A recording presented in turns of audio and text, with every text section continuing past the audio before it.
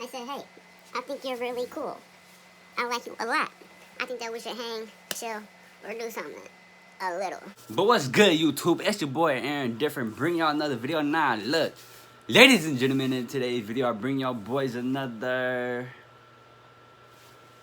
banger. So if you are new to the channel, make sure y'all like and subscribe. If you are new, I'm starting my own spooky scary Saturdays. I want to be like, I'm not trying to copy off of Corey because he does his on Sundays, but I want to start mine on Saturdays. Let me turn this light off. But yeah, let's get straight into it. Let's go. Start recording. 3, 2, 1. Alright, minimize. Let's go and get ahead and get full screen in there so we can view it better.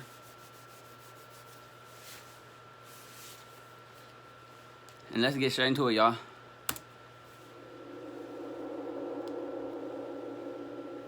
Please check out my... I couldn't even read it. Alright. Horror short stories, bro. 9 disturbing true horror stories. Alright, so the first animation that I got for y'all boys, it is called True Homeless Horror Story 2, narrated by Bound in Imagery. Let me go ahead and move that.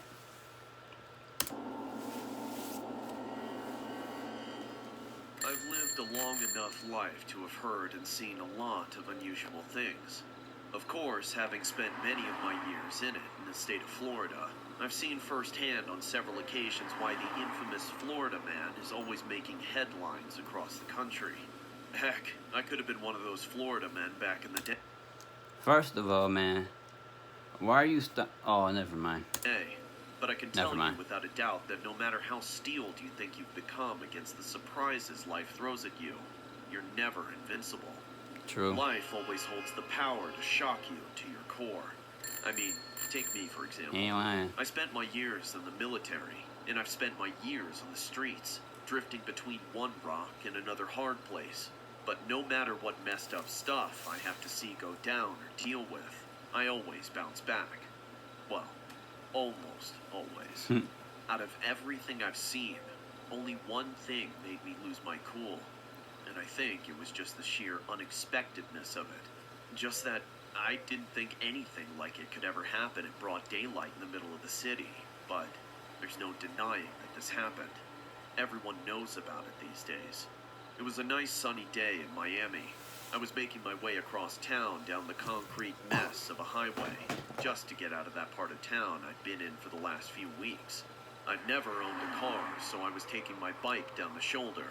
Except I wasn't riding it. I hadn't been sleeping well, and the night before I didn't manage to catch any sleep at all.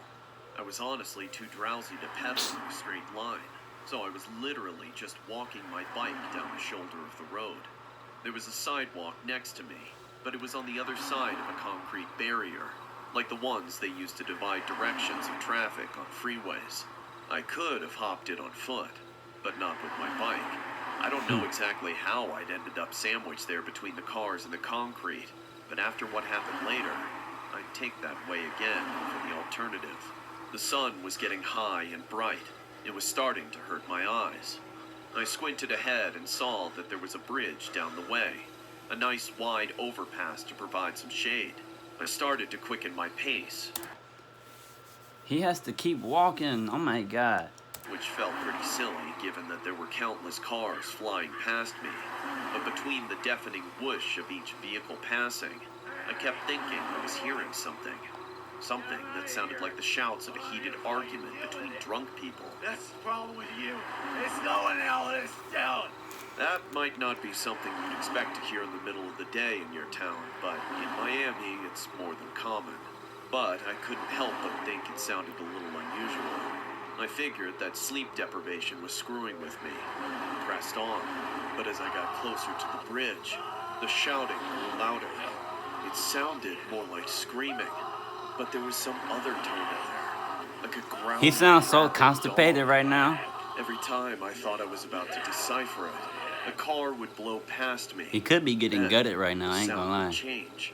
By the time I got to the bridge, my curiosity was piqued. I could definitely tell where the noise was coming from. Straight ahead of me. Just a few more yards under the shade.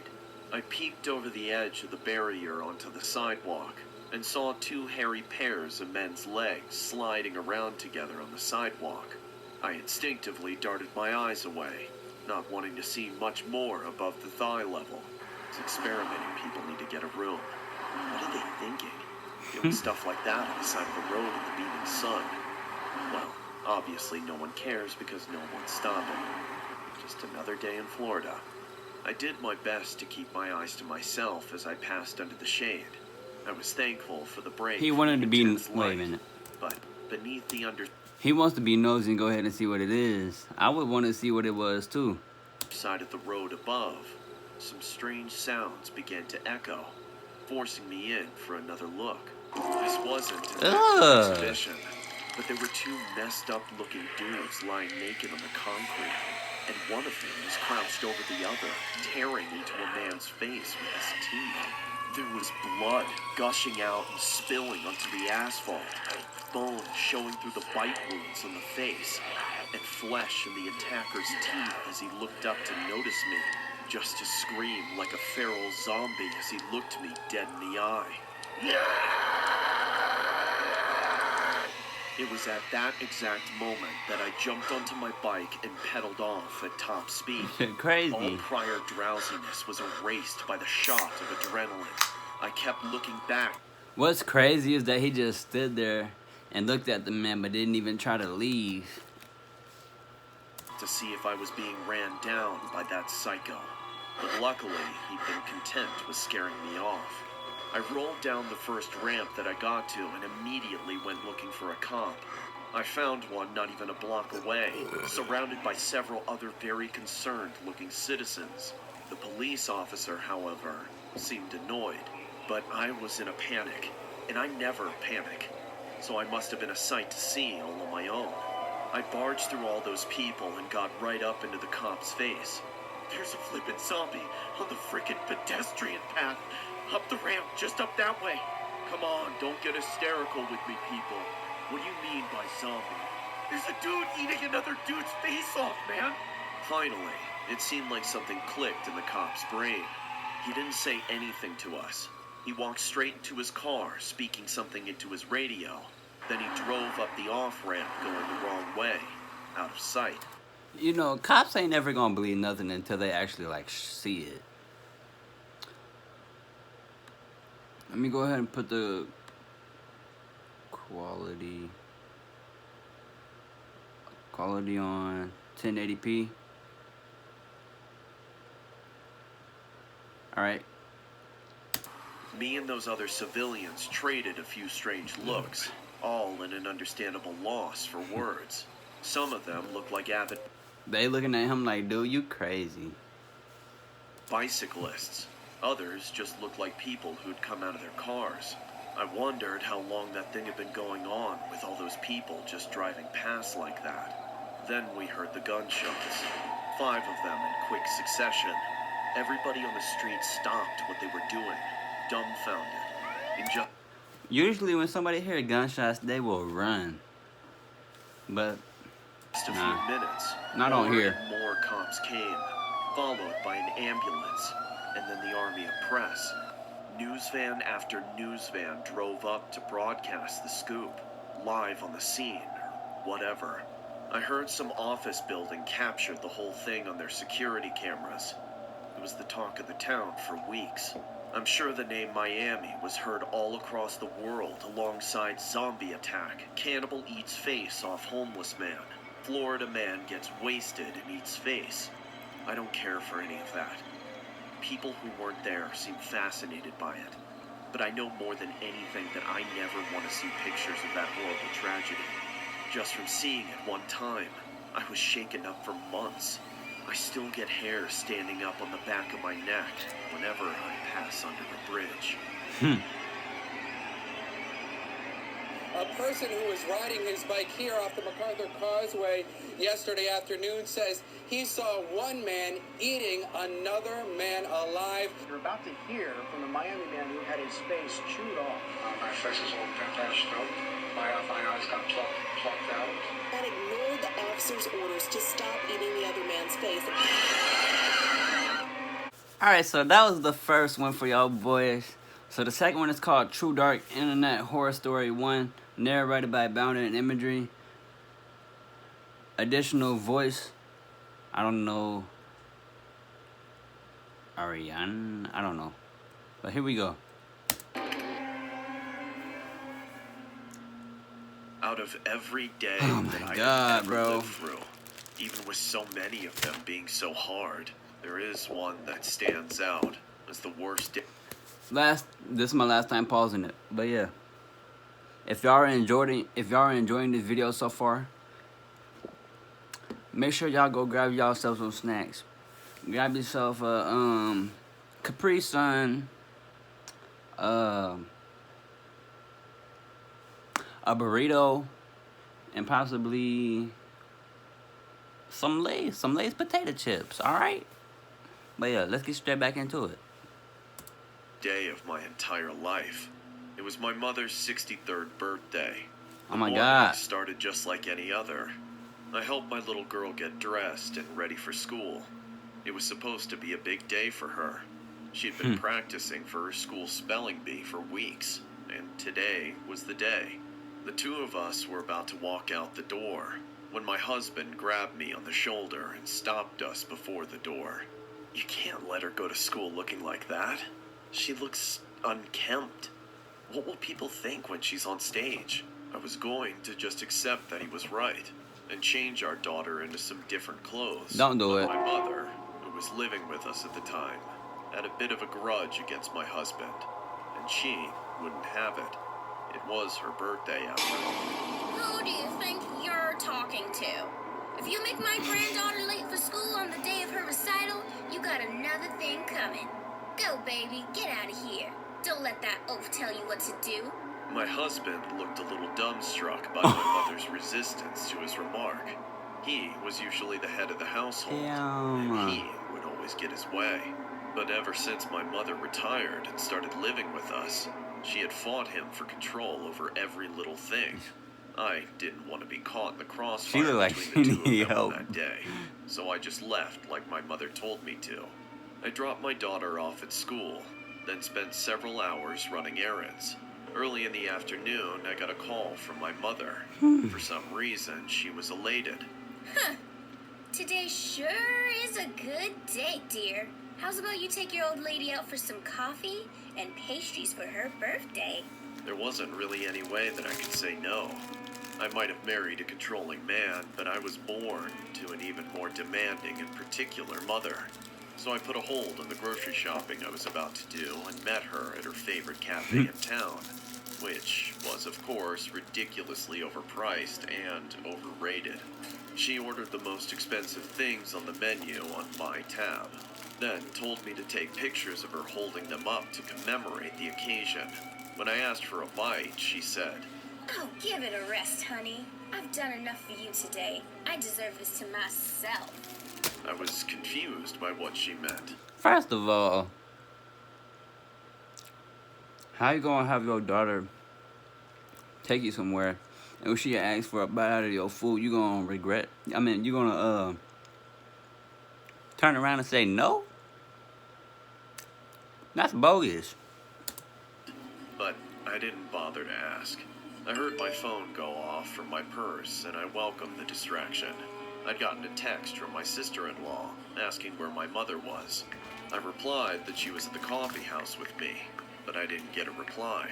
Instead, about 15 minutes later, the police pulled up. They marched I guarantee you her mom killed her husband. inside with forlorn faces and told us to follow them to the police station, but they wouldn't tell us why. Now, I understand that they didn't want to make a scene at the place of business. If I'm right, y'all gotta subscribe right now and comment down on today's video. When we got to the station, we were met by a man in a suit who spoke to us softly. Hello, ma'ams. I have some very unfortunate news. If you would, I'd like to talk to one of you at a time in this room here. The other can sit in the waiting room with your family. Oh, let me go first. It's my birthday. Sure. Come with me, ma'am. And so, my mother disappeared into a windowless room with that man, as I was ushered into a larger waiting room, where I found my entire family of in-laws sitting in quiet, sobbing despair. It's about her Do husband. any of you know what's going on? But none of them answered. They just looked at me with daggers in their tearful eyes. Confused, I found a seat away from them, up against the wall that was shared with the room my mother had just been taken into. I was soon to find out that that room was purposed for interrogations and had an extremely thin wall. Something terrible happened today, ma'am. Your son-in-law has passed away. Huh? What did I What'd tell you say? you? Your daughter's husband has been killed.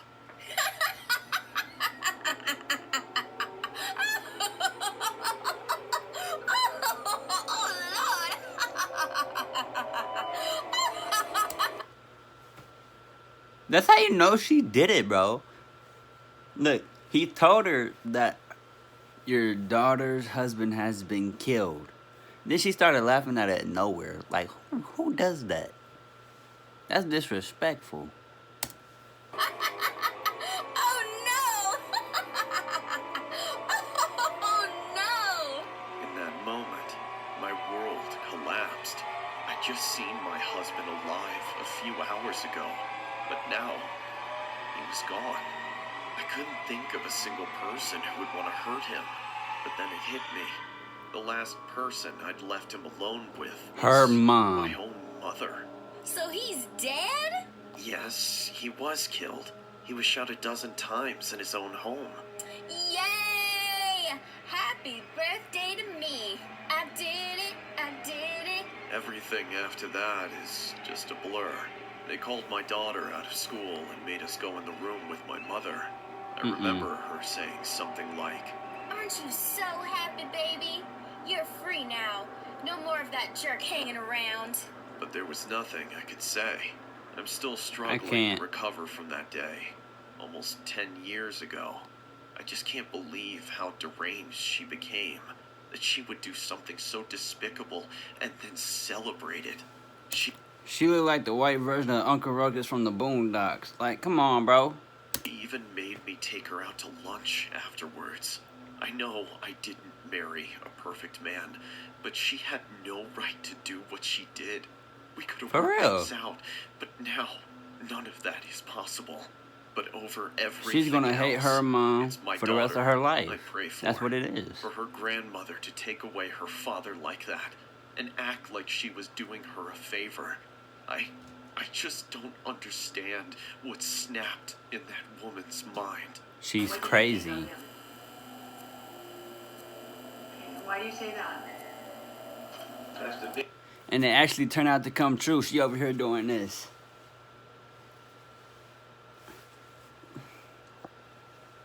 thumbs down. We didn't like it. I want to tell you that just within the last 30 minutes, the judge did rule that there is now enough evidence for Cynthia Sidabaca to stand trial for murder. They got her. He did. Oh, thank you, thank you, thank you, thank you, thank you. Oh boy, oh boy. Good. Oh, thank you. If you don't sit your flabby patty, I'm not even gonna finish it. You check to see if people do it? I didn't care. She even look crazy. I ain't gonna cap. Alright, y'all, this might be the last one. I'm sorry. But this is True Walmart Story. True Walmart Horror Story Part 3, narrated by Terrence Nicholson. Let's get into it. I used to work at a Walmart before I got fired for a headphone-related incident. I worked in the clothing department, and since Walmart You look like isn't a female. exactly known for its hot fashion, If it didn't was have that thing right generally here. pretty slow. Aside from folding and hanging up clothes, there wasn't much else to do. That's why I picked up the I used to do that at the last job that I I had. I ain't gonna cap. listening to music to get through the boredom of my shifts. I was fully aware that this was against company policy, but I didn't really care. I would have quit from the lack of stimulation alone if it weren't for He my looked like music. he worked at And it Kohl's. wasn't like my supervisor was around much anyway. I don't think they ever would have known if it weren't for the major incident which got me fired. The day started like any other.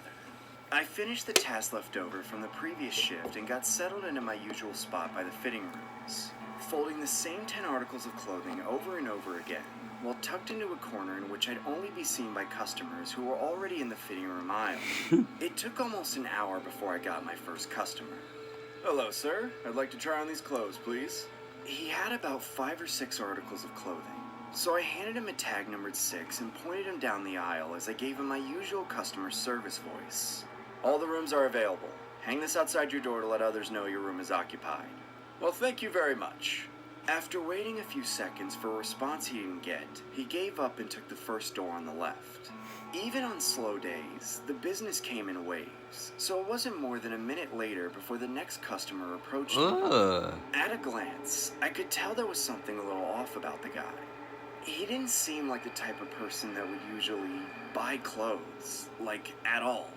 But it didn't matter to me. He gotta be drunk or I treat something. all customers with the same level of hospitality. None. Come on, stop. Can I get in one of those rooms?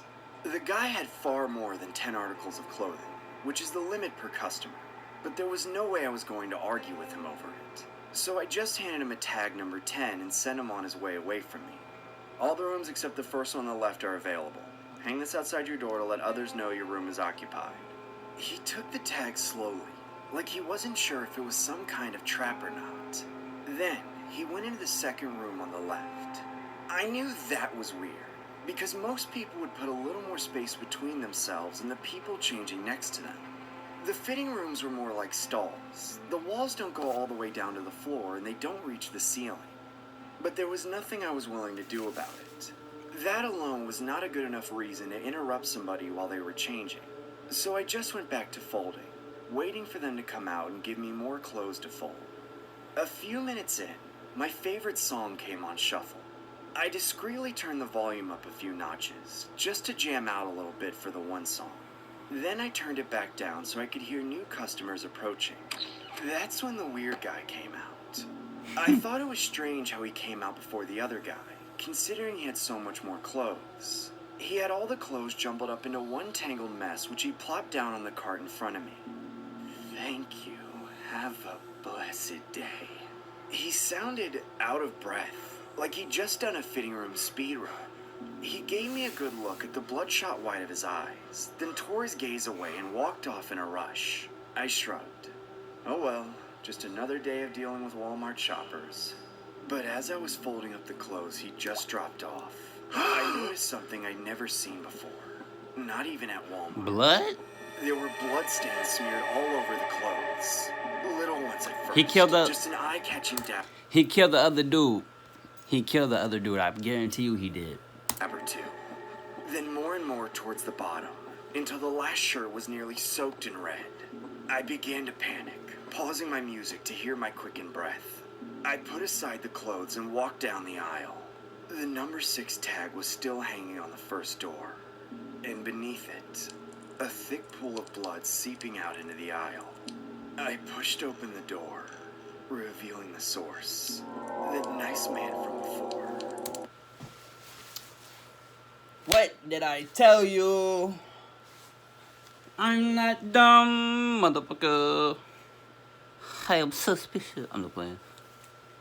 Was stuffed into the corner with his face torn to shreds, skin hanging off the bone. His half-naked body full of deep holes still spilling out with blood. The blood was everywhere.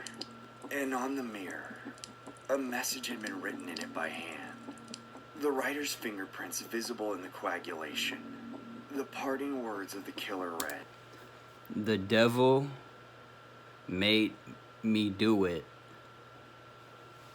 How could the devil possibly make you do something like that? You just sick in the head. "The devil made me do it." Needless to say, I got fired that day. But I don't care. I don't even care that they caught the guy the same day. All I can think about when I remember that day is, how could I have let it happen? If I'd just been doing my job, if I'd only been paying just one little bit of attention, I could have heard that man being murdered. Maybe then, I could have done something to stop Maybe it. you shouldn't have your music Maybe I on could in the have first intervened, place. or screamed, or something. I could have done anything to save that man's And look, life. his eyeballs But out of no, his head. I wasn't doing any of those things. And his brain I was showing. lost in my own little world within my AirPods. And that man is dead because of me. Worse, he's more than dead. Decompose, my guy. Alright, y'all, so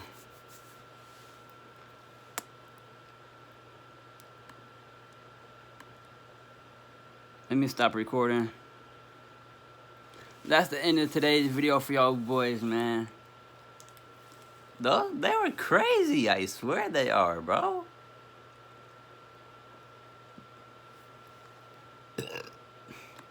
And honestly,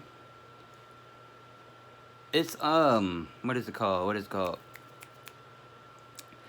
It's crazy because this stuff turned out to be real, like in real life, like no joke.